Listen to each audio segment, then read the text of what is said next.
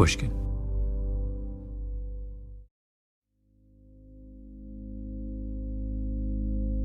Something there is that doesn't love a wall, that sends the frozen groundswell under it. Robert Frost, one of the greatest American poets, reading Mending Wall. I let my neighbor know beyond the hill, and on a day we meet to walk the line and set the wall between us. They walked together down the border of their properties, between his apple orchard and his neighbor's pine trees. Every spring they have to mend the wall, hauling stones to fill the gaps. The narrator asks his neighbor, do they really need a wall to keep pine and apple trees apart?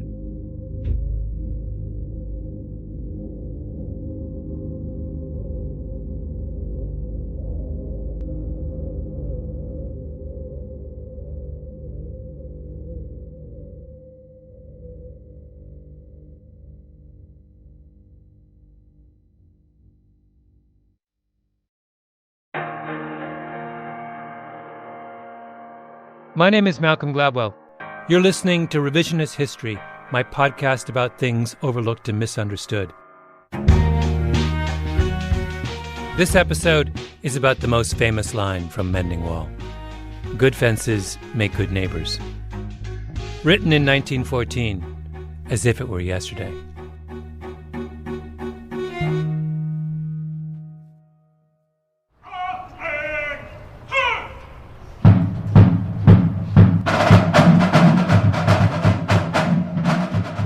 The historic home of the U.S. Marine Corps is the barracks in Washington, D.C., 8th and I Streets near Capitol Hill. From May until the end of August, every Friday night, the public is invited for evening parade.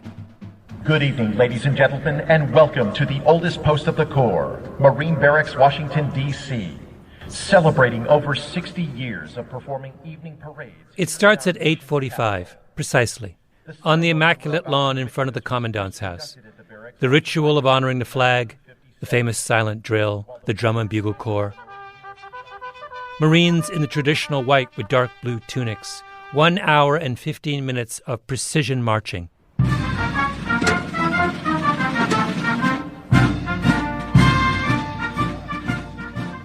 Evening parade was the creation of General Leonard Fielding Chapman, Jr., when he assumed the command of the Marine Barracks in 1957.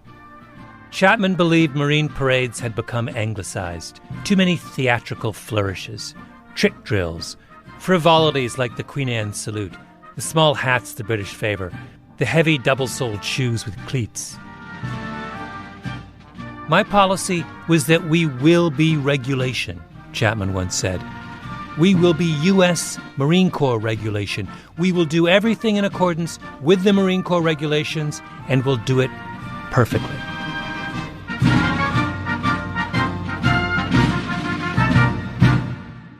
I've met a handful of senior military leaders in my life.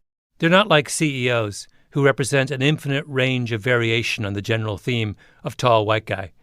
Generals are the product of one of the world's largest and most rigorous meritocracies. To get to the top, they've had to be more disciplined than the disciplined people, and then, at the next level up, smarter than the smart people, then, at the level after that, more charismatic than the charismatic people, and on, all the way up to 5 stars. Generals are the winners of a single elimination tournament that goes on for 30 years.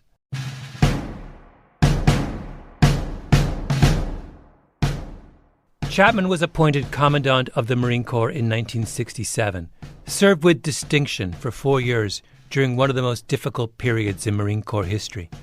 He was a Southerner who loved Lincoln, a voracious reader, an intellectual, the man who did as much as anyone to bring the Civil Rights Revolution to the Marine Corps. Chapman was once interviewed by a Marine Corps historian, and by the end of the recording, which runs for hours, you want to follow him into battle. Toward the end of the war, when we were pulling out of Vietnam, I came to the decision that we were going to clean house, shape up or ship out. Chapman shrank the Marines from 300,000 to 200,000 men, let go every Marine that he felt did not measure up, made sure everyone who remained knew what the score was. And I'd make my speech about tightening up the Marine Corps and going back to our standards. And I got applauded every time. And it was in such sharp contrast to what was happening in the other services. See, the other services loosened their standards. Long hair, beer in the barracks. Navy especially. Navy especially, yeah.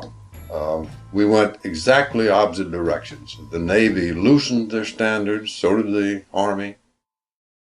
Tell me, what did he look like? Well, he was very handsome. He was, the pictures of him when he was young, a pretty incredibly, dashing sort of man. This is the general's granddaughter, Danielle Chapman. And he was still very handsome when he was in his 60s and 70s and tall. He still had that military posture to him, also just an incredible stamina. And he actually was very proud of that, too, on the golf course, that until he was in his 80s, he walked and carried his clubs, and he would really rib his buddies about that. And he would say, they would ride in the cart, and he would say, they're over there riding in the cheeseburger wagon, but he was he was walking and carrying his clubs the whole way. General Chapman retired from the Marine Corps in 1971, but he didn't take a lucrative job in the defense industry like so many ex-military brass do. Instead, he goes to his boss, the Secretary of Defense, and asks for help in finding another job in government. He gets his wish. In 1973, he's named commissioner of what was then called the Immigration and Naturalization Service, the agency responsible for securing the borders of the United States. Now, why does he do that? Being head of the Marine Corps is a job of enormous prestige. The INS in 1973 was a backwater. Why would someone take such a big step down? It's not obvious until you think about what Chapman has just been through. Vietnam. He ran the Marine Corps during the worst years of the war. And what was Vietnam? A war about a border. The country was split in two, with a communist government in the north and a pro-Western government in the south. And the North kept sending insurgents across the border to make trouble in the South. That's why the U.S. went to Vietnam, to secure the border. The Marines were in the thick of it. They were way up in the farthest corner of South Vietnam, right on the border with the North. At one point, the Secretary of Defense wanted a wall built along the border to stop the North Vietnamese from trickling in. It was the job of the Marine Corps to build it, and they couldn't do it. They couldn't secure the border. Nothing worked. Chapman saw the failure firsthand. The trouble with Vietnam for the Marine Corps was that the Army was in charge of the whole thing. Chapman's son Walton joined the Marines and served in Vietnam. And the Marines that were there, my dad had no tactical control. In other words, he couldn't tell the 26 Marines to leave Khe Sanh and go somewhere else. General Chapman would make the long journey to Vietnam many times, but all he could offer was moral support. There's a moment in his oral history when Chapman describes the orders that came down from the Pentagon when the U.S. military shipped out of Vietnam. Each branch of the military was supposed to pack up and send home anything worth more than $50. Chapman said no. The Marines would bring home everything worth $5 or more. Furthermore, I issued an order that we leave our spaces in Vietnam ready for inspection. Everything cleaned up, all the trash buried, all the temporary buildings knocked down and disposed of, and we did that too. We left every one of our areas in impeccable condition, ready for inspection. That's what the Marine Corps was reduced to in Vietnam, being the best at tidying up behind them. How could someone like Chapman be satisfied with that? If he couldn't defend the borders of South Vietnam, then maybe running the INS would be his second chance. He would have liked nothing better than to be able to say, yes, the border is secure, Mr. Secretary of the Interior. The border is now secure.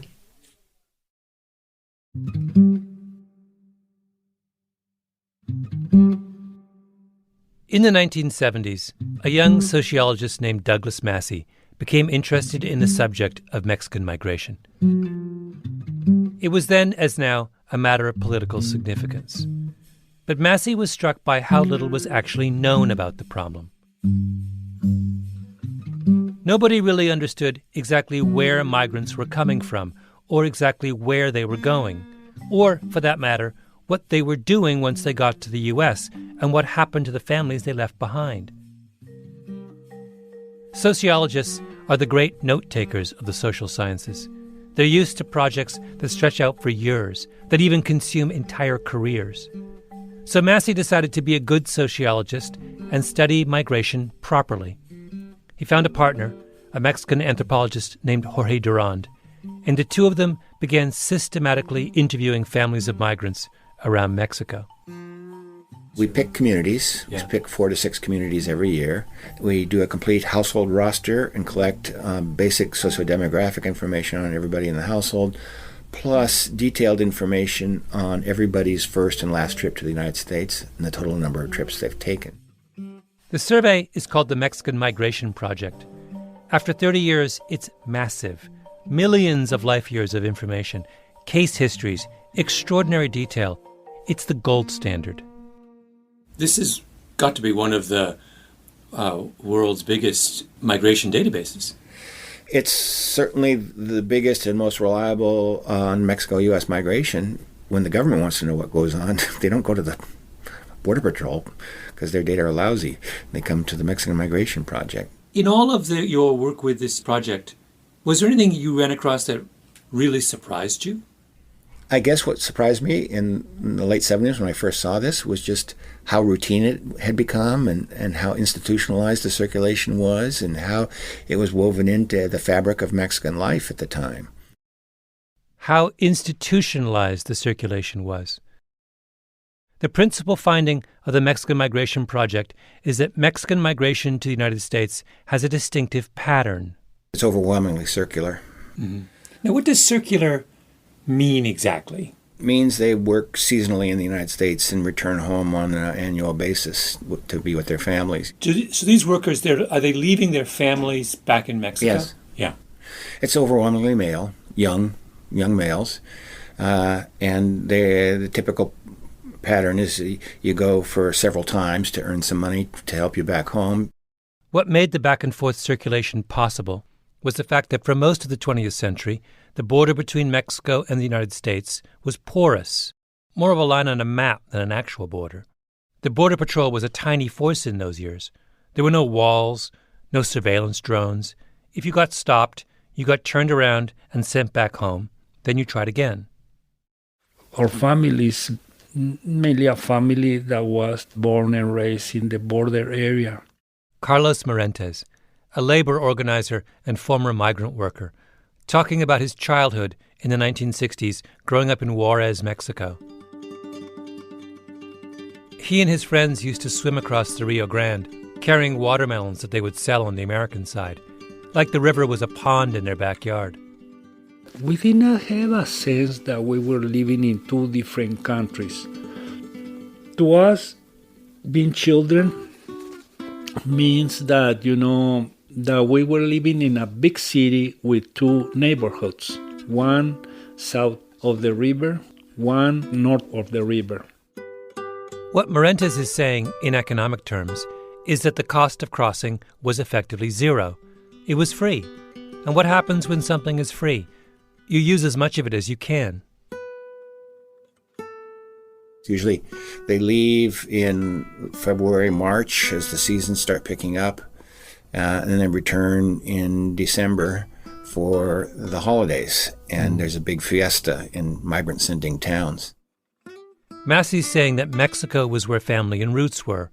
It was cheap and close. America was where money could be made, easily and quickly. This is not the way, say, Jewish immigrants came to the United States in the 19th century. They didn't go back to Eastern Europe every summer. Nor did the Italians who came over in the same period. Entire villages moved en masse from southern Italy to the United States, permanently. The price of returning where they came from was not zero. Their homeland was not welcoming, and even if it were, the cost of crossing the ocean was so high that it could not be done routinely. But Mexican migration was different. Carlos Morentes remembers his grandfather telling him that he wanted to return to Mexico, to Zacatecas. So the attraction to go back to Mexico will be to go back to your real homeland, to the rural communities that you left behind, with families, with your history, with everything, all your identity.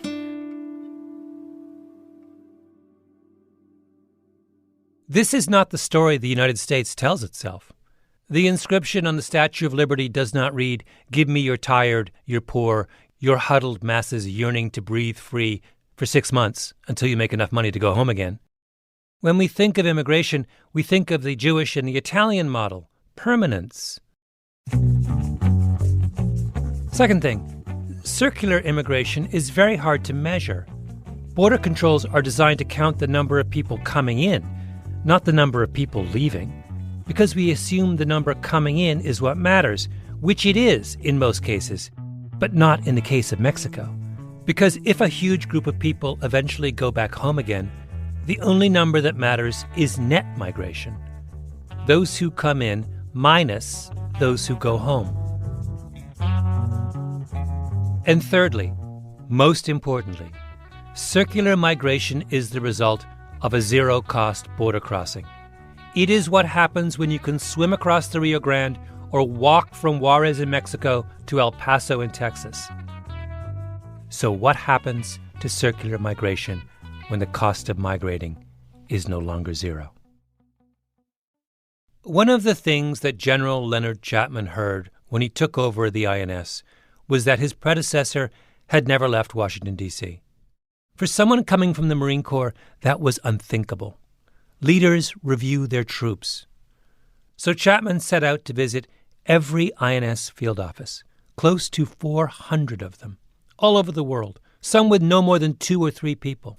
And it took me 3 years to do it, but I did. I got to every single one of them at least once. So I spent a tremendous amount of time traveling, talking to my troops, for whom I built up a very high regard. Chapman modernized the agency. When it came to information management, he thought the INS was 30 years behind the Marine Corps. Chapman set up a public affairs office, the first in the agency's history. He became a familiar face on Capitol Hill.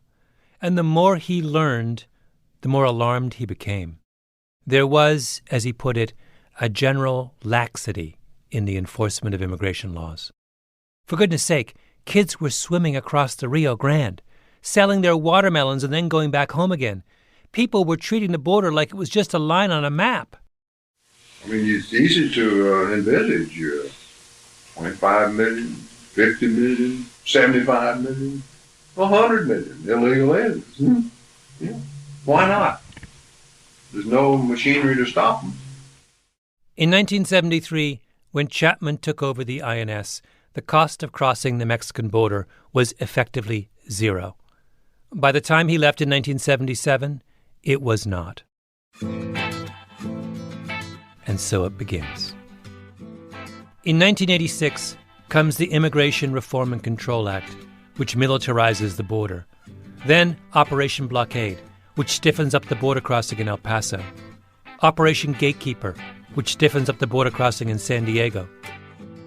The budget of the Border Patrol between the mid-1980s and 2010 increases tenfold. And then today, where the Attorney General of the United States sometimes sounds like Commandant Jefferson Sessions. I have put in place a zero-tolerance policy for illegal entry on our southwest border. If you cross the border unlawfully, then we will prosecute you. It's that simple. The cost of crossing the border has been escalating for a generation. And it began with Leonard Chapman. We ran a Gallup poll right after I first got there that showed that only something like 15% of the American people had ever heard of the problem. when I left, 3 years later, we had another Gallup poll, and over 85% had heard of it. In his years in office, Chapman made 250 speeches across the United States. This is at the same time that he's personally visiting every INS field office and overseeing the complete overhaul of the agency and making his argument over and again on Capitol Hill and giving hundreds of press interviews. The United States went from an INS headed by someone who never left his desk to an agency headed by someone who couldn't stay at his desk. He was relentless. Waking America up for that, for telling America about a problem they didn't know they had. Americans didn't think they had an illegal immigration problem. Leonard Chapman convinced them that they did.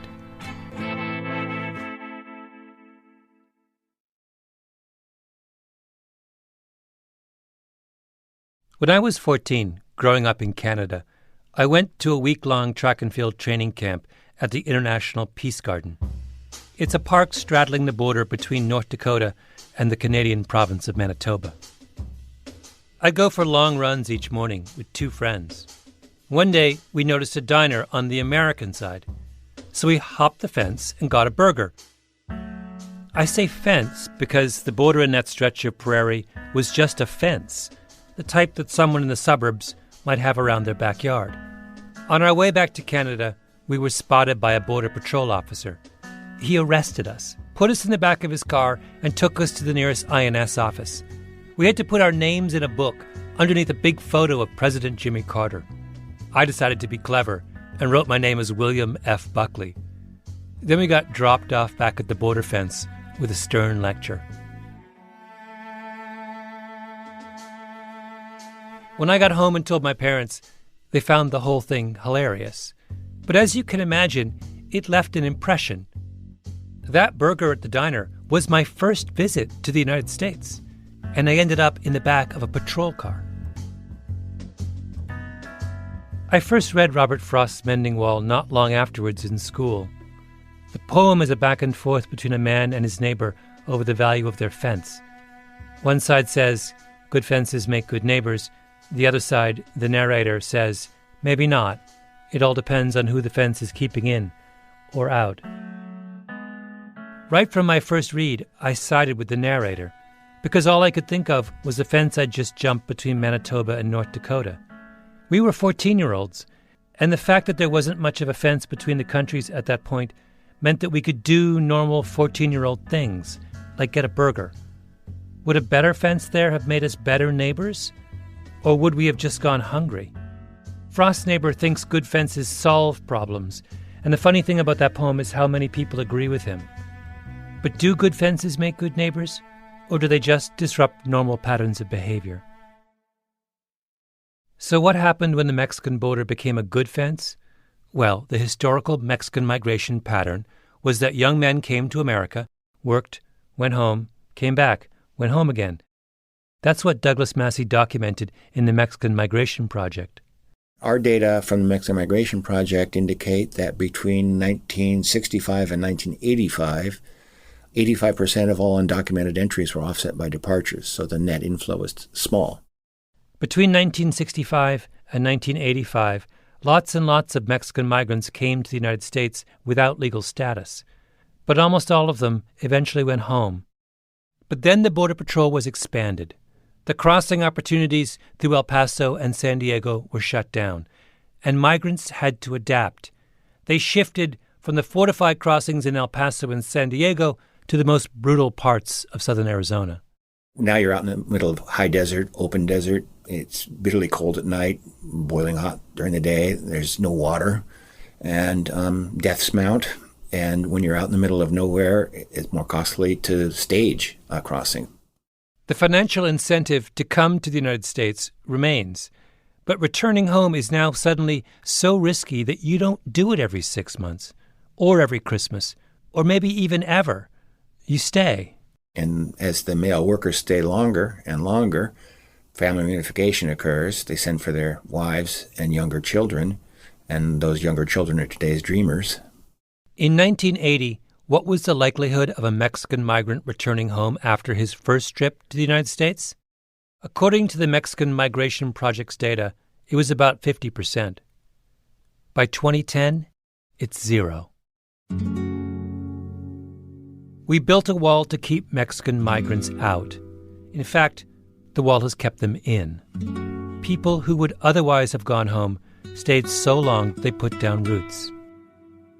In March of 2016, Douglas Massey, along with Jorge Durand and Karen Pren, published a brilliant paper in the American Journal of Sociology, Why Border Enforcement Backfired, in which they ask a hypothetical question. What would have happened if the United States had done nothing over the past 30 years, frozen the budget and staff of the Border Patrol at 1986 levels, allowed for some circular migration? The researchers estimate the undocumented Mexican population of the U.S. would be about a third lower than it is now. This is according to the people who know more than anyone else about Mexican migration, who have access to one of the biggest immigration databases in the world. And what is their conclusion? That the attempt to solve the problem of illegal Mexican migrants is what has caused the problem of illegal Mexican migrants. You can just hear the frustration in Douglas Massey's voice. For me, I've been watching this train wreck in real time for the past 2 decades, really. And I kept trying to tell people that, when it comes to border enforcement, less is more. And if you militarize the border, you're going to produce a larger undocumented population. I said this before the House Judiciary Committee, the Senate Judiciary Committee, Subcommittee on Immigration. And what happens after Massey testifies? The same thing happens every time. Nothing. And then the ranking minority member, who's Representative King from Texas, gets up and basically says, take your lying data and go home, because we know what the truth is. We're being invaded and we've got to stop this. Massey says we need to do the exact opposite of what we're doing now. When we raised the cost of crossing the border, that shut down circulation. If you want to restore circulation, then you should make the border easier to cross. Reduce the size of the Border Patrol, don't increase it. Make it easier for migrants to get legal status, not harder. If you wanted to lower the number of Mexicans living in the United States, give them green cards, and a lot of them would go home. The U.S. is not that nice a place for people, for Mexicans these days. But they have families here. They got U.S.-born kids. And if they know they can come back, they'll go home. If we had kept things the way they were in the early 1970s, the same badly run Border Patrol, the same ineffectual leadership, the same indifferent public, we wouldn't be tearing our hair out over immigration. If there was ever a place for bad government, it was on the southern U.S. border. But what did we get? We got the one guy who couldn't do bad government, the man haunted by his country's failure to build a wall in Vietnam.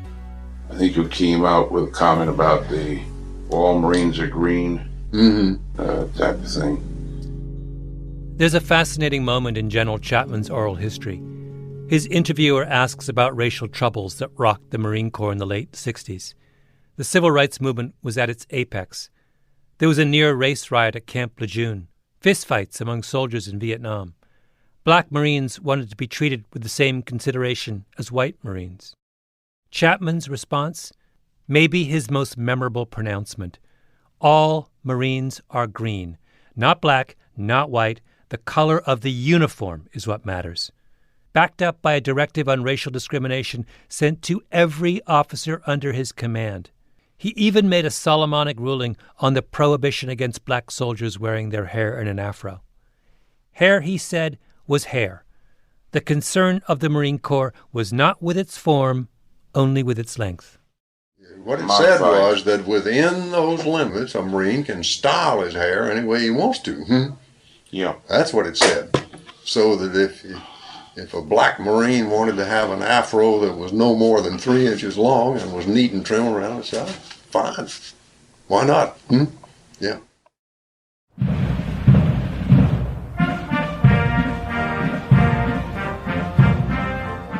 And the evening parade? To participate in the evening parade at 8th and I, you used to have to be a perfect specimen of military manhood. More than 6 feet tall, no glasses, and white. Chapman says, why can't you be a perfect specimen of military manhood and black? He desegregated evening parade. That got him hauled before a congressional committee full of angry Southerners. Chapman describes the experience with typical understatement as a, quote, interesting few hours. But I'm a deep Southerner myself, and so I was able to battle them with good effect, unquote. I'm curious, if he were here today, what would he make of the way we talk about immigration, the way that debate has changed? I'm not sure what he would say. This is Chapman's granddaughter Danielle again. He really disliked complaining. And, he would always say, if anybody was, well, okay, what are you going to do about it? He was incredibly pragmatic. So I think that he would probably view a lot of the current conversation as just a bunch of noise without a solution. So what was his solution then? General Chapman did what came naturally. He enforced the law. He drew the line.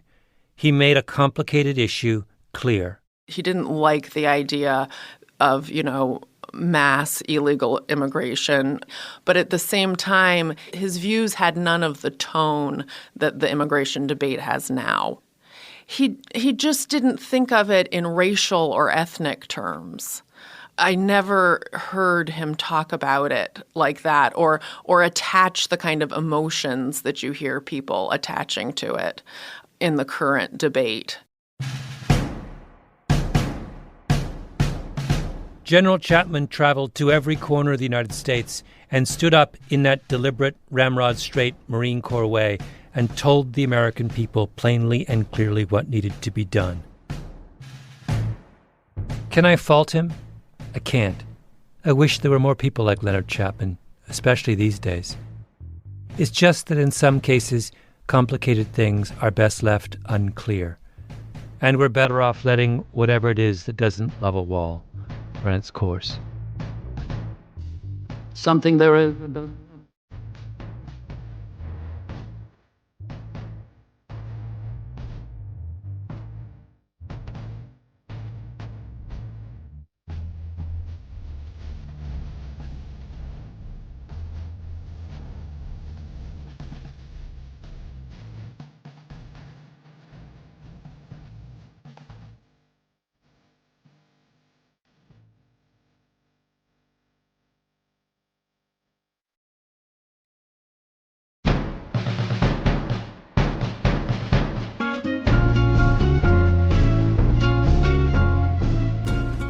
Revisionist History is a Panoply production. Senior producer is Mia Lobel with Jacob Smith and Camille Baptista. Our editor is Julia Barton. Flawn Williams is our engineer. Fact-checking by Beth Johnson. Original music by Luis Guerra. Special thanks to A.C. Valdez for capturing the sounds of the evening parade. And for the audio of Robert Frost, thanks to the National Council of Teachers of English. And thanks, as always, to Andy Bowers and Commandant Jacob Weisberg. I'm Malcolm Gladwell.